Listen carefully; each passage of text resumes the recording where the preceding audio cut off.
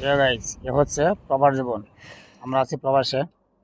দেশ থেকে মানুষ ভাবছে যে কত আরামে আছি, তাই না?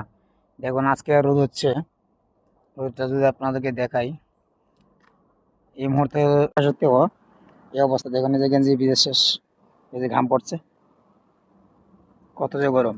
এত গরমে কাজ করার পরেও দেশে অনেক সময় আপনজনেরও মন পাওয়া যায় না। সবাই বলে কি করলে, এত বছর বিদেশ কি করছো, কত পরিশ্রমের টাকা। হ্যাঁ, আর দেশে পাঠানোর পরে ওরা যে খরচ করে কিভাবে, নিজে চোখে দেখলে অনেক কষ্ট হয় যে এত পরিশ্রমের পয়সা কিভাবে খরচ করছে, কোন কাজে খরচ হচ্ছে। কাউকে জিজ্ঞাসা করা যায় না। জিজ্ঞাসা করলেও ওরা প্রশ্ন করে, তুমি রুজু করো তাই প্রশ্ন করো, হিসাব নিতে চাইছো। আসলে প্রবাসের একটা অদ্ভুত, যেমন একটা মোমবাতির মতো।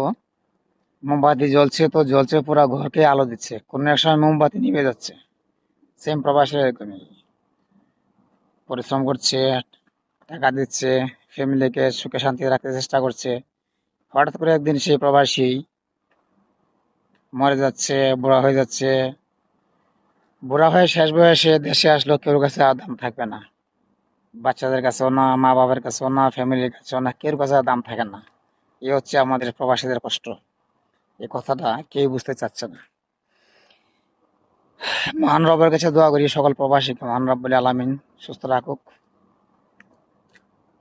পরিপূর্ণভাবে কাজ করা তৌফিক দান করুক, এবং সকল আমি সহ সকল প্রবাসীদেরকে দীর্ঘ আয়ু এবং সফলতা কামনা করছি।